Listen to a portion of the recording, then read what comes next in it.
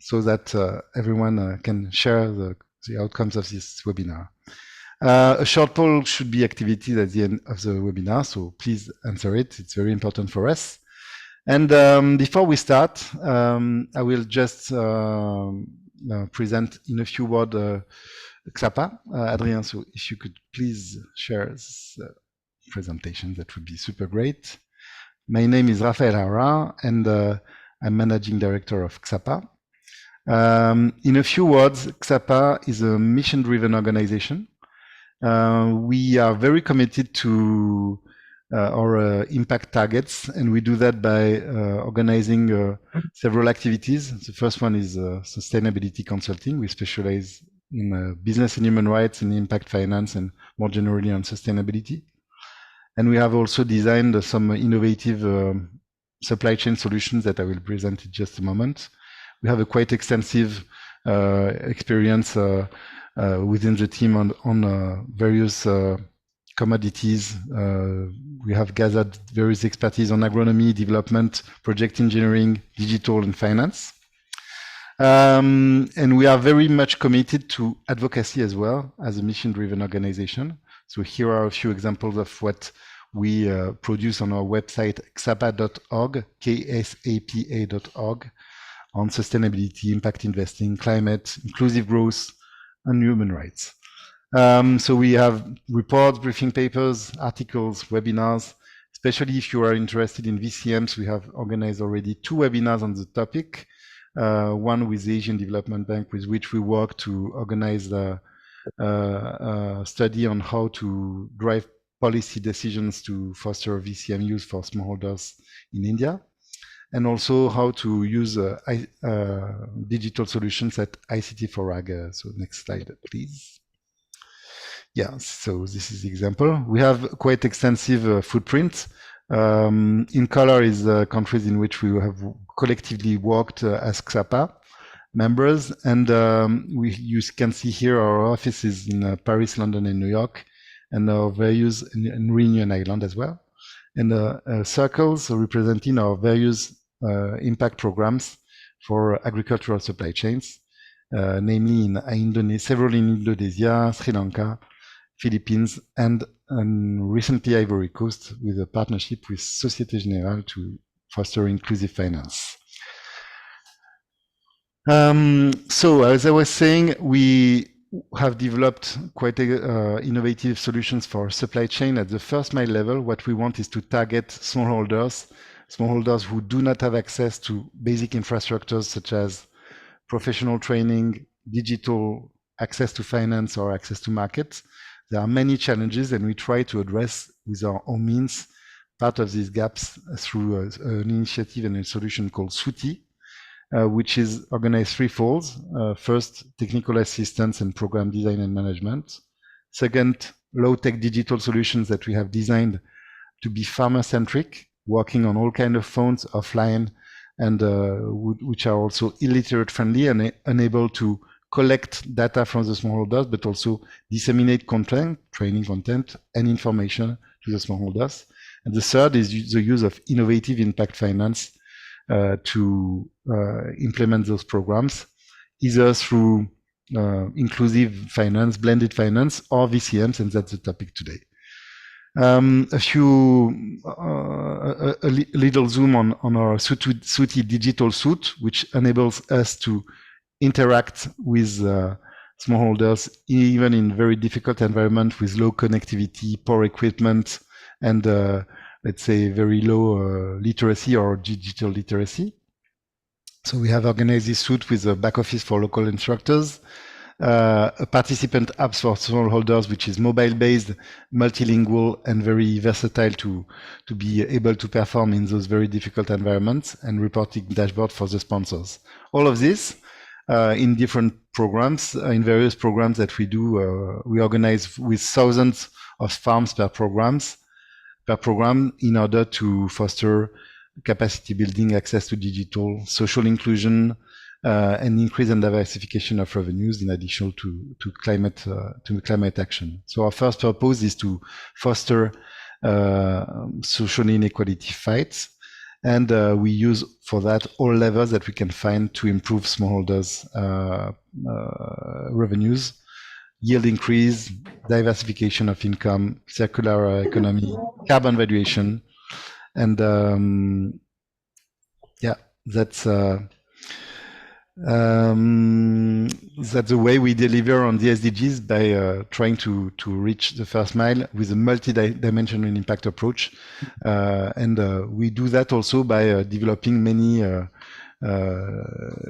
projects in the voluntary carbon market space with our various partners, namely in Sri Lanka, in India, in the Philippines as well, on value chains such as coconut, such as rice and rubber production. So our approach brings, let's say, the use of change of practices that we assess are necessary to increase the livelihoods of the smallholders. And since we have designed these digital tools enabling to collect, monitor programs and collect data on a large scale with quite competitive cost, in a hybrid mode with our local NGO partners, we can help transform existing farms and answer to the increasing demand of VCMs, including fostering change of practices in existing farms. So that's how we target this multi-dimensional impact in these various countries that I mentioned and the various commodities chain I mentioned. So we here show a map showing our various program under development in the VCM space with the different kinds of different stages of maturity. And our target is really to reach, for each of these programs, thousands of farmers with a multi-dimensional impact and innovation on the way to produce their existing commodities. Thank you. So in a few words, to introduce the topic, and before leaving my colleague Adrien give more details.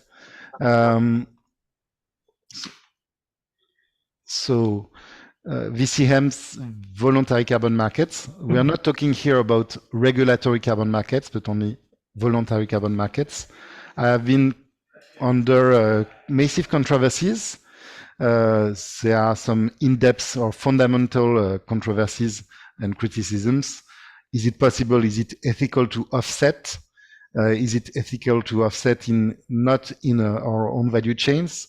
Is it also ethical to launch programs in the global south to help, let's say, more advanced economies to continue as their activities? There are also some criticisms on the form of carbon projects with programs of integrity of carbon credits. We will come to that. Human rights attempt. But in the same time, climate action it is. And there are not so many projects which are, let's say, so many fields or so many solutions which are that active in the climate action space. And VCMs are one of them. So now I will leave it to my colleague Adrien that will go through a bit deeper this VCMs and how to ensure environmentally and socially impactful voluntary carbon markets. Thanks, Raphael. So as Raphael mentioned, and I think everyone is aware in this webinar, VCM have been growing strongly over the past decades and have been emerging as one of the most interesting instruments to drive multiple transitions that are much needed, whether it is energy or agricultural transition. We see many companies setting science-based targets, signaling willingness to design climate strategies, which greatly impacts the demand. Some estimates a 15-fold increase in demands by 2030, with, of course, a potential great impact on the price that would enable to finance those transformative projects. At the same time, what we see is that VCM might be an interesting instrument and a new market, still some controversies have emerged recently, which are putting in question the fundamentals of the market. Most controversies are targeting two focus of VCM. The first one is the environmental impact, which is questioned. I'm sure most of you have heard of the Guardian article that was questioning the baseline of some conservation REDD+ projects in South America. And at the same time, human rights are infringed in quite large projects, for example, eviction of indigenous communities in Kenya, or land grabbing, as Raphael mentioned. What is interesting to note is that those concerns are all carbon projects, whether it is renewable energy in China or AFOLU projects, AFOLU standing for agricultural land use projects in Africa or South America. Not all carbon projects can be deemed high quality in terms of their environmental and social impacts. So considering that VCM are nascent markets, it's interesting and of course needed to have this kind of constructive criticism being brought into the open. I think most standards remain open to the criticism and are taking that into account to improve their current practices. And that's also the purpose of this webinar today, to reflect on the criticism and how we can improve current methodologies. The first step in this discussion is reframing the role of VCM in climate change mitigation strategies. As I mentioned before, a lot of corporates are now setting science-based targets. I'm sure most of you are aware of the Science-Based Targets Initiative. We've seen increasingly growing companies that set those targets, 80% increase in 2022 compared to the year before. However, that doesn't mean that those companies have a good understanding of how to use VCM. Here we showcase a simple tool called mitigation hierarchy, which basically guides the prioritization of action to achieve those targets. And as you can see on the figure on the right, offsetting is the last result. First, avoidance of emission at all costs, reducing what we're already emitting, and last is really offsetting. That's really key, and that has been also emphasized by IPCC in their recent reports. Offsetting is quite new and has been introduced in Kyoto Protocol in 1997. First and foremost, as a cooperation mechanism between northern and southern countries to fight against climate change. But what is really important to keep in mind is that emissions reduction will always be more important and should come first compared to emissions removal. Once we have that in mind, and if we focus on environmental integrity, a lot of the actors within the ecosystem have tried to establish some principles to align on what makes a good quality carbon credit in terms of environmental impacts. 3 dimensions are usually used to assess this integrity. Emissions should be verified, additional in the sense that without the project they would not have happened, and permanent. Permanence meaning that the emissions that we sequester should be sequestered for a long period of time. There's a threshold of 100 years that is usually taken as a reference in the scientific community. However, from those principles being translated into projects and operationally used by standards and project developers, arise some divergence. With the same project activities, different methodologies can rule the quantification of emissions and divergence in the quantification of impacts arise. Some task forces have emerged to try to standardize those integrity principles. Among them, the task force on scaling voluntary carbon markets from Mark Carney should be noted. It's also interesting to note that until now, most of the integrity debate has been focused on GHG integrity only, and not taking into account other environmental or social aspects. And that's what is currently lacking in VCM framework, in the sense that ESG risk management is not fully applied to evaluation of carbon projects. Right now, climate integrity is really narrow focused, only focusing on GHG impacts of the project, which induces a blind spot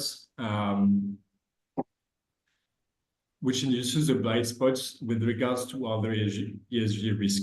For example, social and human rights respect are not integral parts of the assessment of carbon projects from most standards. At the same time, positive and environmental and social impacts should be incentivized and put forward by the ecosystem. VCM should go beyond only do no harm stance, in the sense that having no net harm is good, but what we're reaching for is positive environmental and social impacts. That's especially important in trying to extend the legitimacy of VCM in host countries, to be able to anchor those projects on the long term among local communities. Positive impact is key. A good example of that is the new standard developed by Vera for climate, community, and biodiversity standards, which rewards projects that have a holistic approach. At the same time, gold standards has an interesting approach by pushing project developers to inherently target 2 additional SDGs on top of the climate action. This incentivizes and rewards holistic projects which have multidimensional impacts. However, having a social action is costly. Whether you talk about agricultural projects that involve smallholders or multidimensional projects that aim at contributing to several SDGs, this induces additional costs, which of course hinders project developers in bringing their projects to markets and to investors. What is interesting to note, and I think Carla will come back on that, is that in recent years, there's been a stream of new instruments that have emerged in trying to incentivize impacts on the one hand, and we can put the impacts-linked finance space, and on the other hand, blended finance, which mixes private and public capital to try and decrease risk. Those instruments, combined with VCM, make it really interesting and impactful for project developers, and make projects that are impactful but riskier more bankable for investors. One interesting case study is a project backed by the Atelier Fund, which is now part of Mirova Asset Management. So the fund was backed by US state guarantee, which basically allowed Atelier to provide a below market rate loan to an NGO that conducted some conservation activities with farmers. This NGO secured the repayments of the loan thanks to carbon credits that were generated through the REDD+ projects. And here we see a good example of how, by combining those new instruments, so not only relying on voluntary carbon markets, but additional financial innovation, can improve the bankability of such multidimensional projects that we need, but are, as of today, deemed too risky for most investors. I end my presentation with a slide presenting a tentative methodological approach that we have developed at Ksapa. The rationale being that everyone agrees on recognizing that while VCMs offer good opportunities, there's many drawbacks that we need to fix.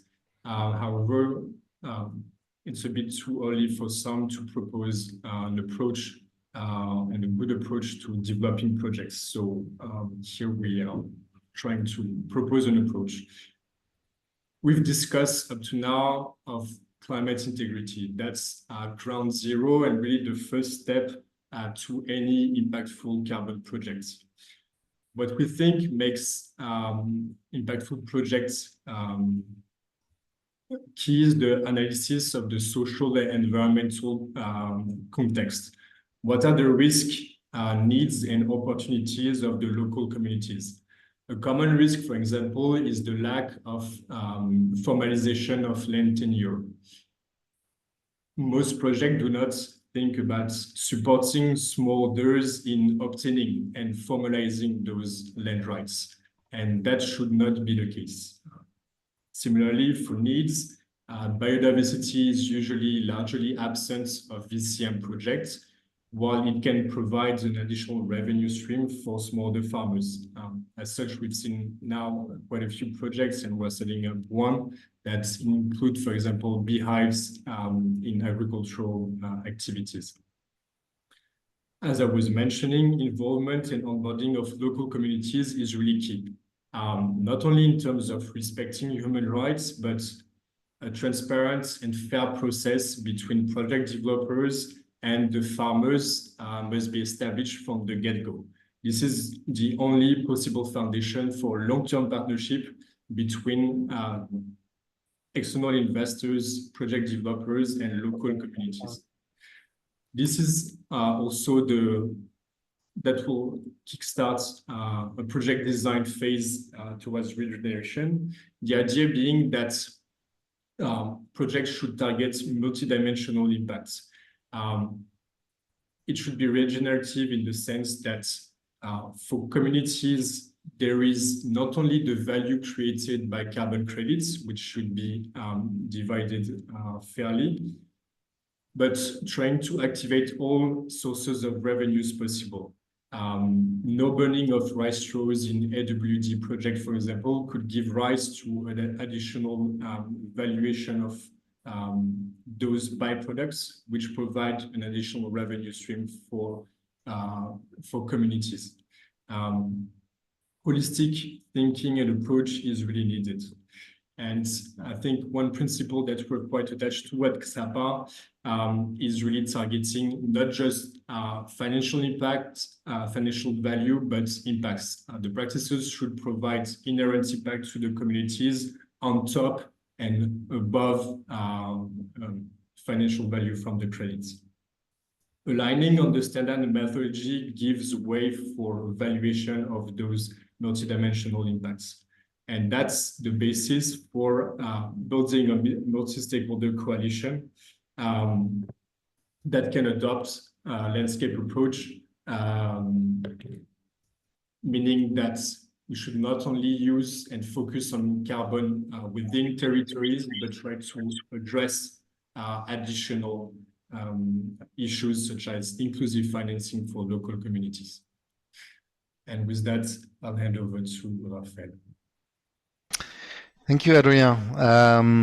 Well, it was very interesting. I had plenty of questions, but it lasted a bit longer than we thought. So I'll pass directly to the following guest speaker, and we have Hugh Sobre from Gold Standard Foundation and Carla Orego from Climate Policy Initiative. Ladies first, Carla, hi. Welcome to this webinar, and thanks for taking the time.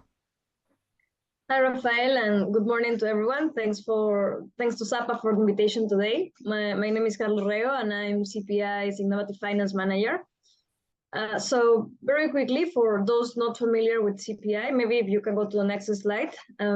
We are an advisory and analytical organization working on the intersection of climate, policy, and finance for unlocking capital for climate action.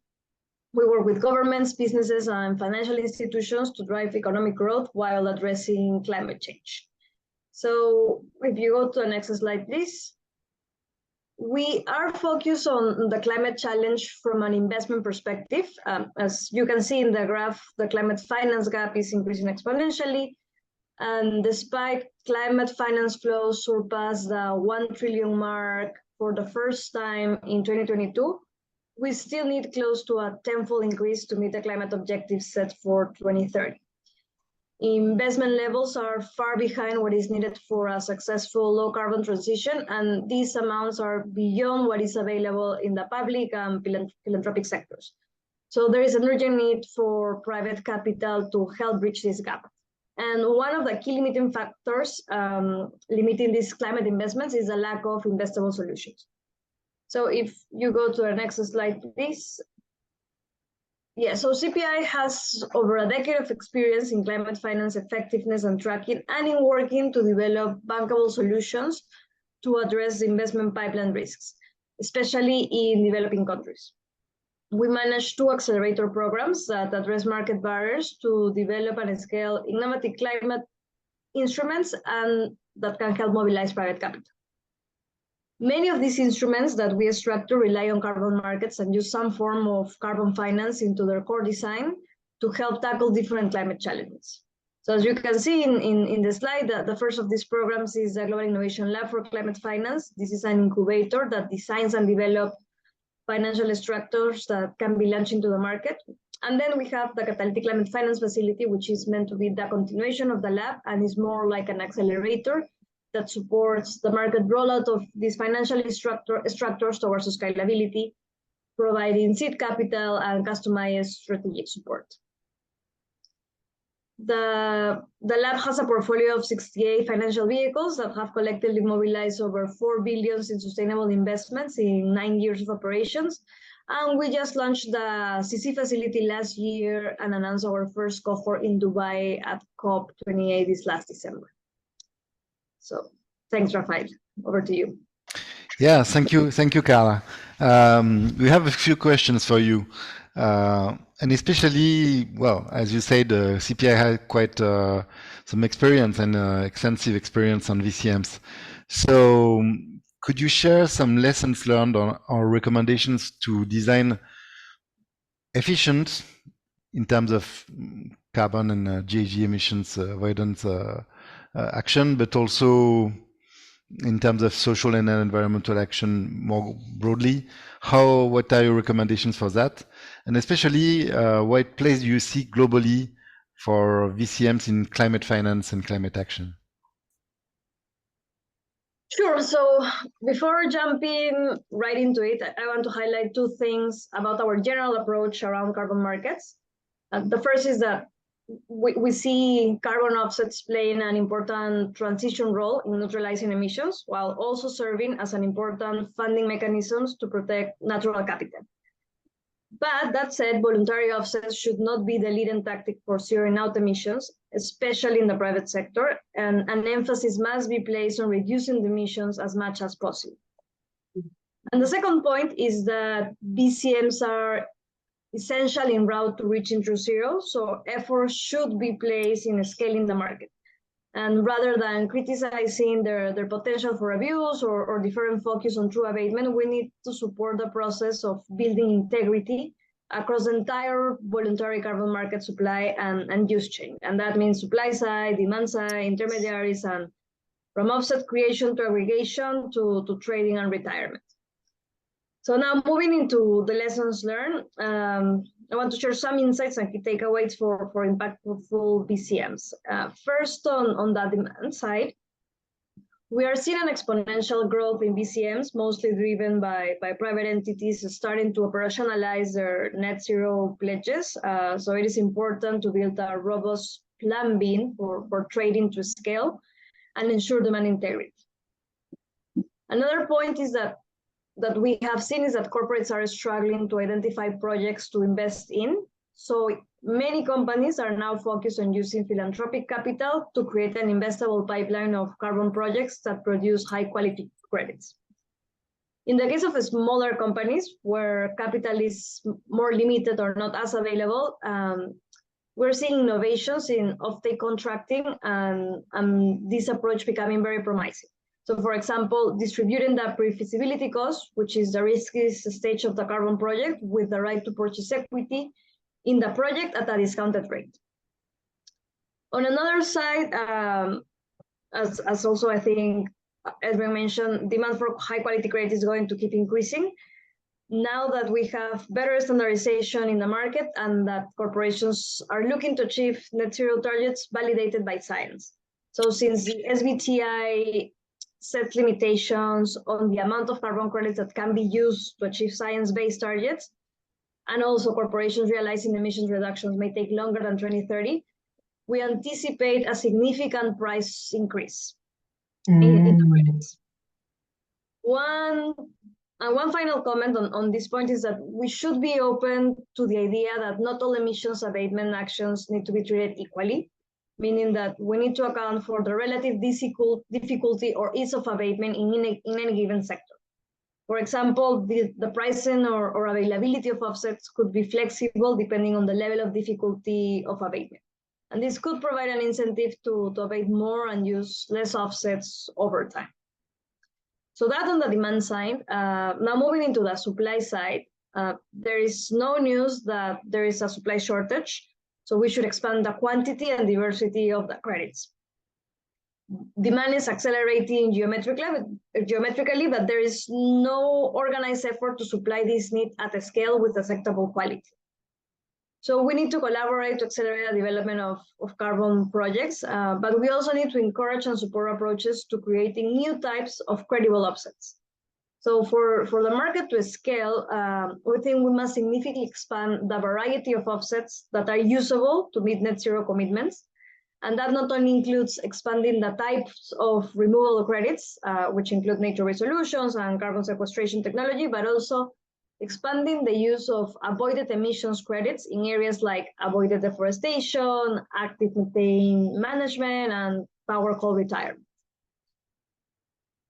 So that's one of the main points. And another point in the supply side is that we also need to adjust the speed for project development and delivered volumes. Currently, we have exceptionally long lead times between the initial investment and the eventual sale of offsets, and a small ticket size also detriments the liquidity and efficiency of the markets. So there's an important role here for financial mechanisms that aggregate offsets at market level volumes and in such a way that fairly compensates along the value chain. So in other words, we refer to this as a fair trade approach for offsets that ensures the sufficient value ultimately ends up with the originators of the offsets, whether they be cocoa farmers in Africa or indigenous communities helping to protect forests in the Amazon. One additional aspect here is that it's important to ensure supply side integrity as well as demand side integrity for the entire system to work. And as such, MRV systems are a key part of producing verified responsible credits. In particular, digital MRV could become a critical tool to scale projects as they help address concerns around additionality and permanence. And likely, registrars have finally created methodologies that will enable the adoption of these technologies.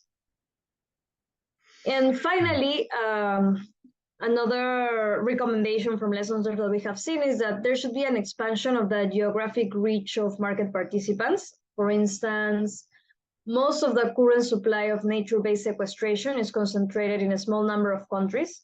So efforts to better incorporate carbon offsets into NDC plans and biodiversity protection initiatives should be pursued in many regions where they are underutilized, especially in developing countries. So yeah, thanks. there's a lot back there, but yeah, hopefully like it helps summarize like some things we see on the demand side and other things in the supply side. Yeah, thank you, Carla. Just another question briefly. So you've been active in the past decade. Could you share two examples of two promising climate finance instruments that have been impactful in using the VCMs?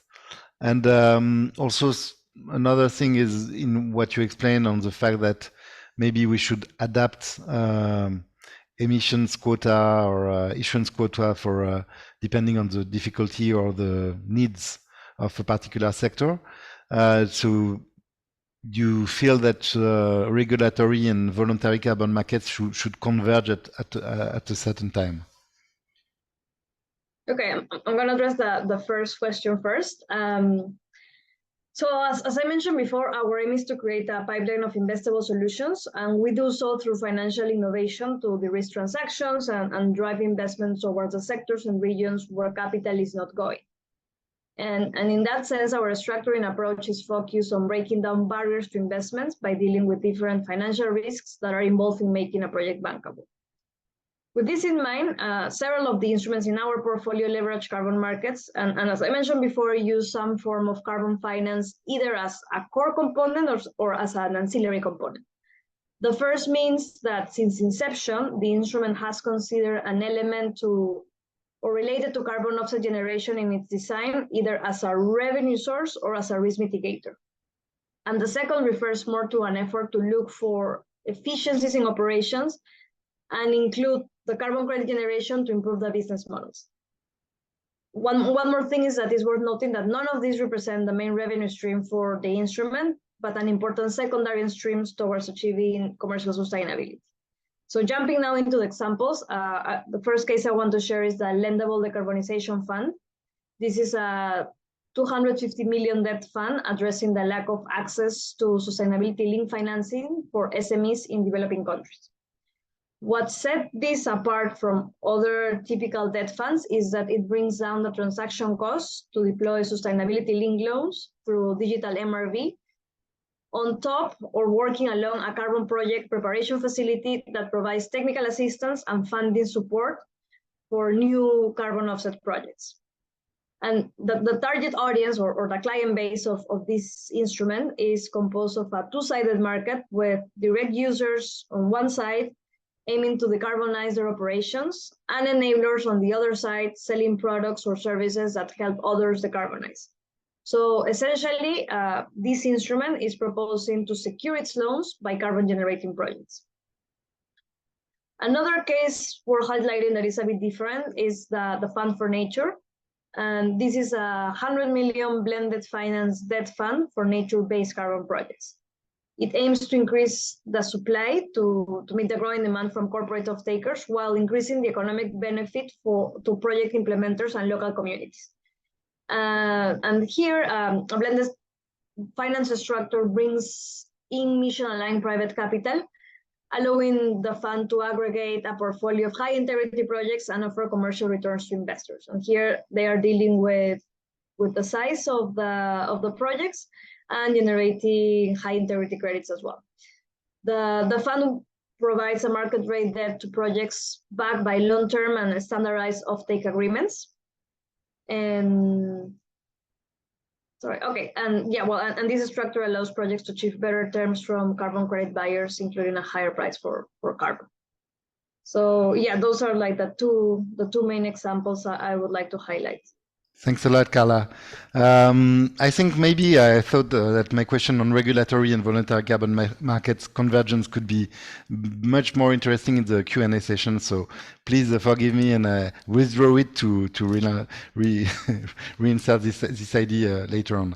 Thanks a lot for this very interesting explanations. We will now move on to Hugh Solway from Gold Standard Foundation. Hi, Hugh. Welcome and thanks for your time again. Hi, thank you very much. It's really nice to be here, and thank you to you for inviting Gold Standard to speak at this webinar. So my name is Hugh Solway. I'm the Senior Director for Market Development and Partnerships at Gold Standard, which is a non-profit certification standard based in Geneva in Switzerland. And if we move on to the next slide, I can just say a little bit more about Gold Standard before we get going. So Gold Standard has existed for over 20 years now. We were set up in 2003. We were founded by a group of international NGOs led by WWF. And WWF remain an important supporter and partner of Gold Standard, remain on our board as a representative there. And over the time that Gold Standard has been running, we through our standard, have been able to support over 3,000 projects at different stages to either implement impact or prepare to implement impact towards climate action and sustainable development.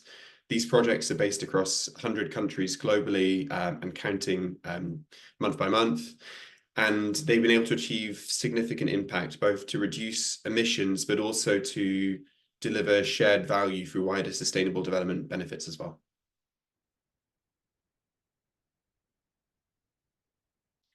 And I'll hand back to you at this point, if that's okay, for any questions before we go on to anything else.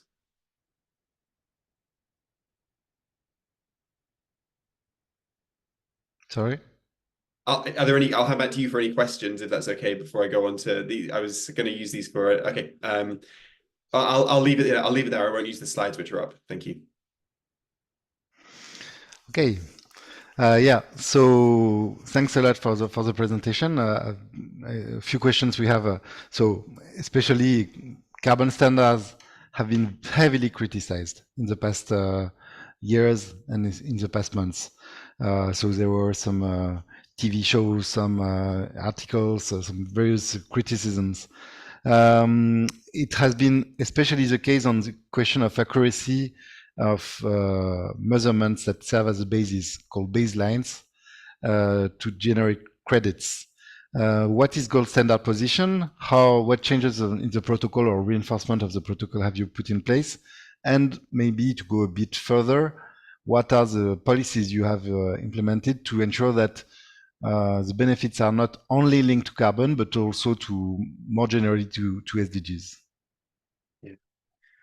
So it's a really interesting question for this for gold standard, this one, because when we were set up in 2003, it was by WWF and others because of a concern about the way that the CDM, the Clean Development Mechanism, had been designed. And so gold standard, when it originally was established, was a label on top of the CDM. And so you could have a CDM project, but it also was labeled by gold standard to recognize the fact that it met other requirements around stakeholder inclusivity, around sustainable development, and other elements as well. And so built into gold standard is an understanding that the market is imperfect. And so we don't come to this question from a place of defending everything in the market. We come to it from a place of trying to set up a standard which delivers impact with integrity, both in climate mitigation, but also in sustainable development. And that's what we always try to do within our standard. And we try in our standard always to reflect the latest science as well. And you can see this in the way that our standard evolves over time. The standard which we have now is very different to the one which we started in 2003. Some of the methodologies that we've had in place for a long time are very different now because our understanding of how to deliver impact has improved over time. The latest science, the data parameters that we refer to kind of externally have improved over time as science has improved there. And our standard is updated with that. And so this is kind of one of the main reflections which I give back on some of the criticism that we see, that as a standard, we're trying to do something which is quite complicated to verify, certify impact in areas of the economy where governments haven't moved so far. And so they're sometimes often complicated. And we will always try to make sure that our standard reflects the best understanding of how to do that at the time. There's been several decisions that we've made in the past which are kind of actively working against. If we were a private organization, you would never make these decisions, but it's there to kind of try to protect integrity. So we don't, for instance, certify REDD+ projects because of concerns that we had around 10 years ago about whether we could do that accurately, whether we could accurately certify impact and issue credits, given some of the baseline challenges for REDD as a sector. We initiated a grievance process into ourselves a few years ago where we recognized overcrediting under one of our methodologies, which led to a correction to the methodology. And then we went into the market to cancel credits which represented the overcrediting. And so there's a lot of steps that we take as a standard to make sure that we reflect the highest levels of integrity in what we do. And we always maintain and stay up to date with the latest science which exists out there. That's answered the question about kind of climate mitigation. When we saw earlier the kind of 7 steps for developing a kind of high impact project. I can't remember exactly what it was called. that really reflected what we try to enable our projects to do through Gold Standard as well.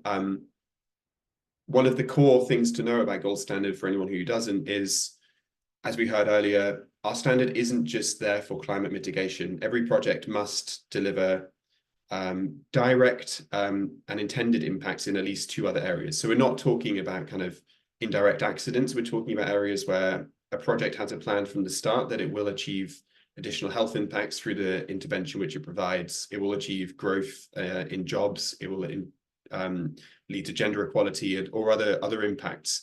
And these are measured, monitored, and certified over time. And that sustainable development impact is part of every single Gold Standard project. This isn't a label on top. This is integrated into the way our standard works.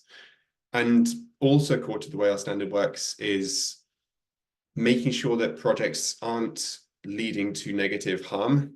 So we have strong safeguarding principles which are in place and requirements. Projects must have safeguarding plans which are looked at over time. And projects must also involve stakeholders from the start. So we have a kind of clear stakeholder inclusivity process, which must be kind of start from a stakeholder consultation right at the beginning, but must remain open through the project cycle as well, so that if there are any concerns, they can be raised and they can be addressed. And this is really important for the sustainability of projects. A good project isn't a project which just delivers climate impact. It's a project which delivers sustainable development benefits, but also works with local communities and has their buy-in from the very start. And that's clear in the success of some of the projects that we have had under our standard, which have taken this approach. And looking at some of the questions which have come through, it's also clearly recognized amongst buyers as well. You do see a premium for Gold Standard credits over those from other standards. And that's because in many cases of the fact that you have these additional safeguards, you have sustainable development benefits, which are built into the standard itself. So I'll stop there. Yeah, maybe also to link with the questions we have in the chat and slightly enter into the Q&A session with that question. Do you see that also among samples of Gold Standard projects, like this project bringing the most impactful approaches in terms of social and environmental benefits can be better, more attractive, let's say, to carbon buyers than more standard projects, even within your own standard? Yeah, so I think that's the case. And it's a question that we always ask ourselves. So a few years ago, it seemed that there was more of a move towards trading of credits on exchanges. And we saw new contracts which were coming into play in the market. So kind of general contracts for credits that were eligible under CORSIA or nature-based credits. And that's kind of clearly what you always see when a market scales, but it also doesn't help the projects which do go the extra mile and deliver extra impact to be kind of bundled in with a generic price. And that's something which we're always trying to think about. How do you make sure that projects are able to bring out the differentiation that they have? And one of the things that we're doing at the moment is we're about to kind of fully launch a new digital SDG tool, which allows projects to input data on their SDG impacts, but also to get visualizations coming out of that so that they can help to clearly visualize the impact that they're having, and so that can be there for buyers to look at as well. So there are things that we do there. Okay, thanks a lot, Hugh. Entering in the Q&A, we can kind of got some very interesting questions. And the first one, maybe I would focus on Carla, and for that one, is a question on let's say legitimacy of VCMs. I know that we've mentioned it in other words at the beginning of this webinar, but what's your take on that? Is the principle of us setting legitimate from your point of view, and in, let's say, to which conditions it will be? Sorry, the question is if we see that VCMs are legitimate or are becoming legitimate? Yeah, and to which conditions? Yeah, definitely. As I mentioned, they are an important tool that we need to reduce emissions and to get to our net zero targets. But some refinements need to be done so we can scale the market more quickly. So as I was pointing out at the beginning, we need to expand the quantity, the diversity, and the speed in which projects on the ground are developed. And putting on top some additional features that will help the development and also improve the integrity of these projects, like, for example, working with local communities and making sure that the originators or the creators on the ground receive the benefits, applying new technologies along the work that's been doing on the ground to scale this type of projects. So yeah, and what we're seeing is that the trend going up significantly. So maybe like the main issue is to try to match supply with demand right now, but we need carbon markets as a tool to our race towards net zero and address climate change. Yeah, thanks a lot, Carla. Another question that was several times in the chat was linked to the question of this premium that you already mentioned, Hugh. And especially, okay, we understand that from now on, well, at this stage, there's a premium in the demand side, let's say from carbon buyers. Is it also the case on the investor side, from your point of view, meaning when investors fund carbon projects, are they likely to invest more budget, more money, if they can reach these multidimensional impacts, with probably a hope that it can be sold at a higher price as well?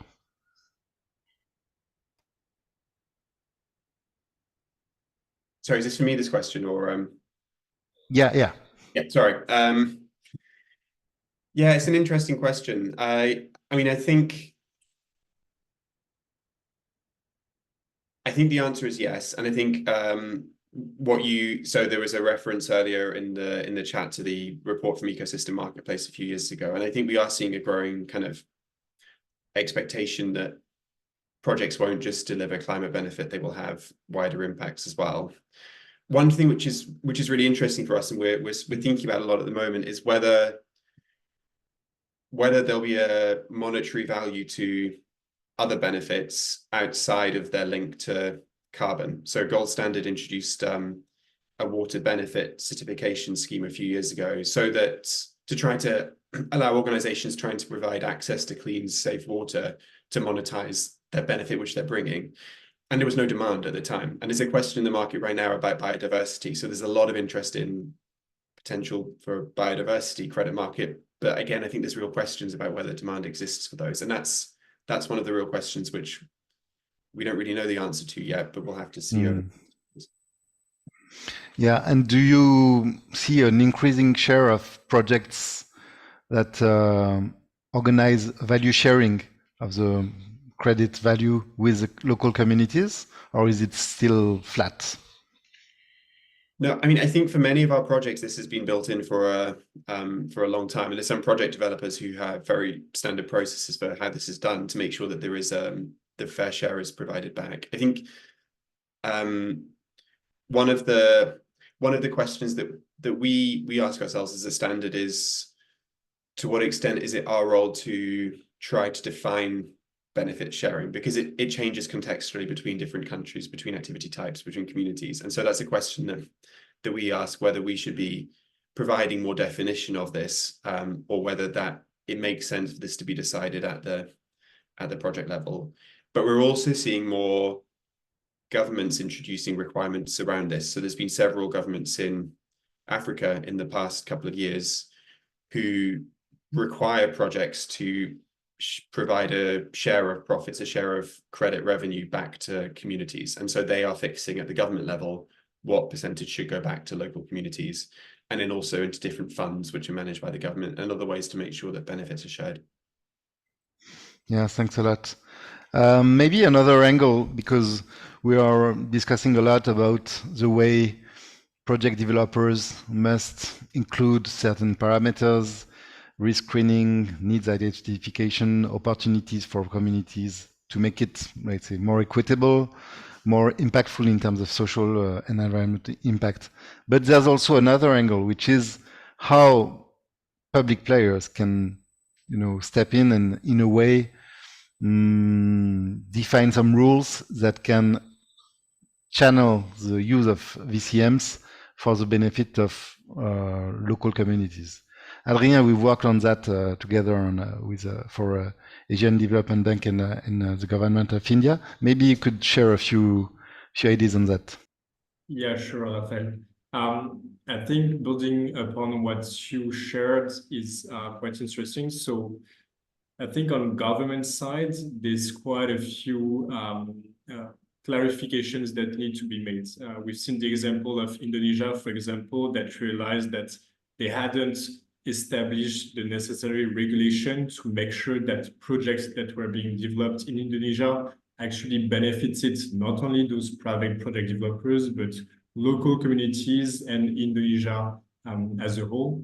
And so putting in place and clarifying VCM framework for each country, I think is a first step. First of all, because in most countries, there's still some uncertainty between nationally determined contribution and private projects. And so some investors might be reluctant to invest in a specific location if he's not secured about the ownership of the credits that are being generated. And at the same time, some countries might be reluctant because they see those projects as taking the value out of the country and not supporting the livelihoods of the people. So as Raphael mentioned, we reflected upon those ideas working for the Asian Development Bank. And I think that's some win-win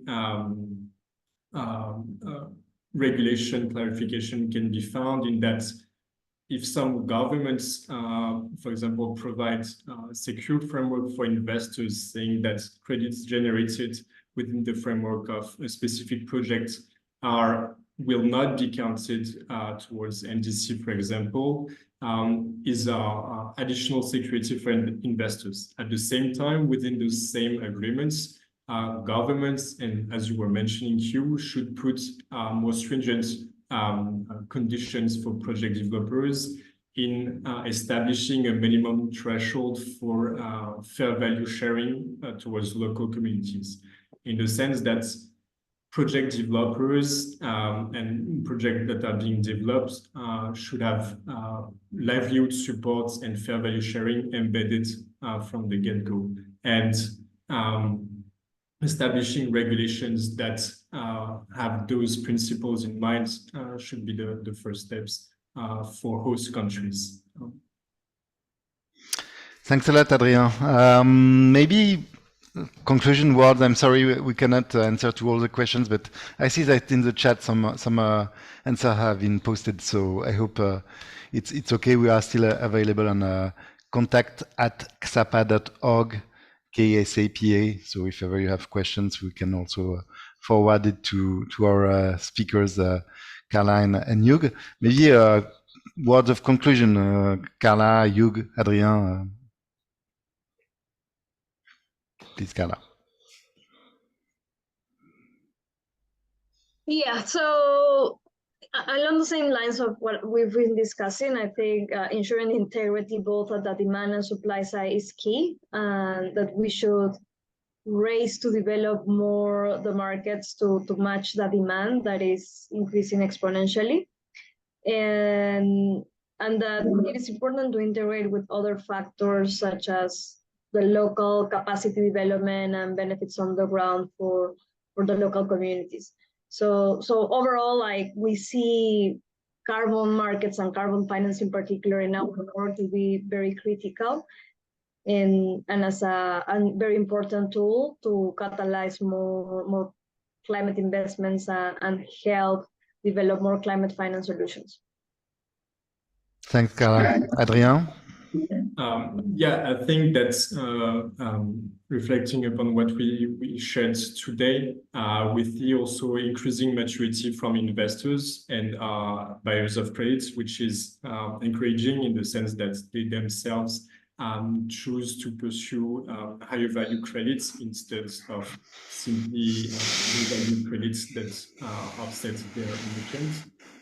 So this increased maturity is, of course, important in paving the way for high-value projects, and all actors in the ecosystem are working towards that. So despite the criticism, I think the global trend is still encouraging for VCMs.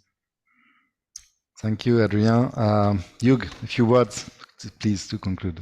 Yeah, I guess it's just to say that, so the question here is how to ensure socially and environmentally impactful voluntary carbon markets. And the answer is that no one organization is responsible for that. It needs many to act in their own way. So there is a role for governments to provide the right regulation to make sure there are safeguards in place. There's a role for standards like ours to make sure that projects follow methodologies that have environmental integrity and follow requirements which ensure social impact, inclusivity, sustainable development benefits. But there's also a role for projects in how they implement that. You can implement very much at the surface level, or you can go deeper in terms of trying to make sure you're developing and implementing a project which really does have this impact. And then there's a role on the part of buyers in seeking those projects out and not going for the cheapest on the market, but looking for the projects which do deliver that wider impact as well. And so I think responsibility lies across many different actors, as well as the ICVCM and others, and we need to work together. Thanks a lot. Yeah, thanks a lot to all three, and to the audience for being quite numerous today to follow our discussions. Well, at Ksapa, we will try to apply these principles and develop our own VCM projects with high social and environmental impact. Please follow us on social networks, LinkedIn, of course, ksapa.org as well on our website. We will have a few other webinars to come, and you can find that in our event section on our ksapa.org webinar, especially one coming in the coming days organized with the OECD. Thanks a lot. It was great to have this discussion, and let's continue work for social and environmental action. Goodbye. Thank you. Thanks, everyone. Bye.